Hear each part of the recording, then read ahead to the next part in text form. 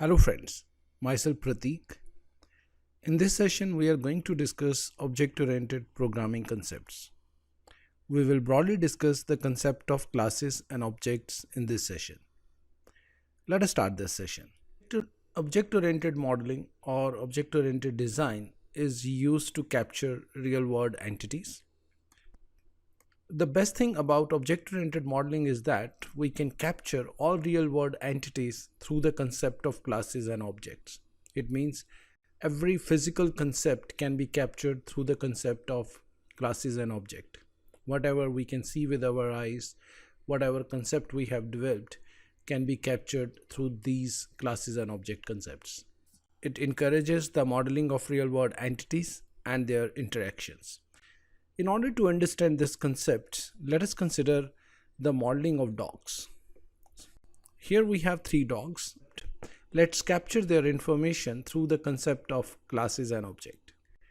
Can you spot some common characteristics and actions among these dogs?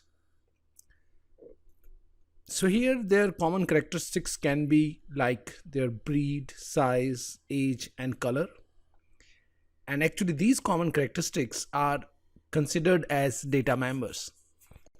And then the second task is to identify their common actions, which all these dogs can perform. Take your time and think what are the common actions these dogs can perform. Every dog can perform operation of eat, sleep, sit, and run. So these actions which are performed by these entities are considered as actions. So we have identified data members which are actually their characteristics and actions which are the act which can be performed by these entities, and when we put together it becomes a class. So dog class has data members like breed, size, age, and color, and it has methods like eat, sleep, sit, and run. So when we encapsulate all these data members and method, actually this becomes a class dog. I hope this analogy gives you an idea that how classes are created, and every class from this figure you can understand that has data members and methods associated with it. So here we have a class dog with data members like breed, size, age, and color with their methods eat, sleep, sit, and run. And these are the three dogs. So these three dogs are actually instances of this dog class. Every dog is now an object which is a unique instance of dog class, and here these objects can have their values. So this dog have a value for breed, size, age, and color. Same on this dog has its own breed, size, age, and color. So all three dogs have their own values, and it means that object carry their values, while class is a template, and from the template we derive various objects. So objects are physical, class is logical, and every object has its unique value. So this gives you a clear idea that how we can create objects and classes for capturing the real world entities dog. So we can extend this concept further, and we can model a person through classes, data members, and methods. So take your time, and can you capture the real world entity person through some data members and methods? So you need to think what are the possible data members for a person, and what are the possible methods or actions associated with person. And once you identify that, also try to think what will be the possible objects and their values in this case.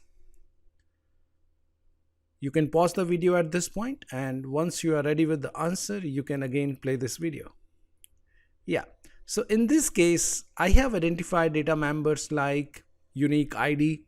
Every person has a unique ID like social security number or Aadhaar ID, their name, age, city, and gender. So these are considered as data members for class person.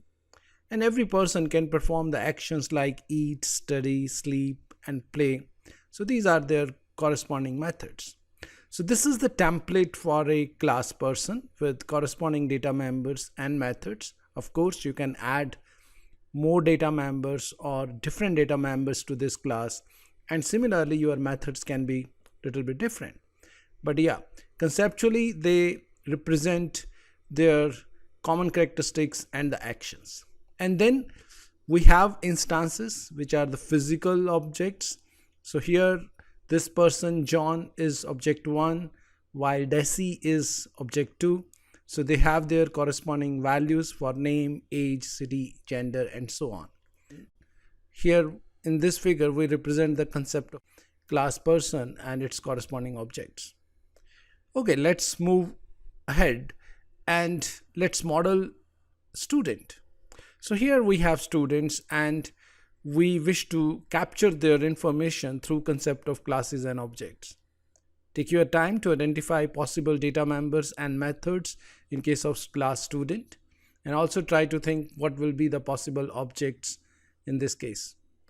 You can pause the video at this point, and once you are ready with the answer, you can again play this video. Yes, so in this case, I have identified data members like roll number, name, gender, so on, while the corresponding methods may be set roll number, display roll number, set name, display name, and so on. All these 3 students will be 3 different objects. Every object has a unique ID and other attributes like name and so on. So these are their values. So objects are physical concepts while class is a template. Now let's take final example for modeling a car. So can you capture the information of all these cars through the concept of classes and objects? I hope that now you can easily identify various data members and methods associated with class car. So in this case, I have identified attributes like fuel, maximum speed, brand, model, color, so on, while the methods may be drive, get speed, set speed, get fuel, refuel, so on. And all these cars will be their corresponding objects, and these cars will have their corresponding values for its attributes, and they have their corresponding methods. So I hope that through this example you get a fair idea about the concept of classes and objects. And let's finally compare classes and object in a tabular manner so that we can consolidate this concept further. I hope everyone now agree at this point that class is a template which is used to create objects in a programming language, while object is the instance. Class is a logical entity while object is a physical entity. You can declare class only once, while you can create more than one object using class. So we have mentioned that we have one class for dog while we have multiple objects. So we can create more than one object using a class while there is only one declaration of a class. Class does not have any values which are associated with the fields, while these values are actually associated with objects. So each and every object has its own values which are associated with the fields. So these are the important points which we can take through this discussion of classes and object, and we can conclude that class is a template while object are instances. Class is logical, object is physical. We can declare only one class while we can create multiple objects from a single class, and class don't have any values associated with the fields while object have values associated with their corresponding fields. So with this discussion, I hope you now have a fair idea that how we can capture any real world entities through the concept of classes and object. We can capture the concept of trees, chairs, tables, pen, mobiles, and so on through the concept of classes and objects. So we can create a class for a mobile, and then we can create instances of mobile for mobile 1, 2, and 3, and so on. And every mobile will have its model, make, color, size, so on, while every mobile can perform the actions like make call, check social media, and so on. So there are some other important features of object-oriented programming. We will discuss other features of object-oriented programming in our next session. Thanks for watching this video.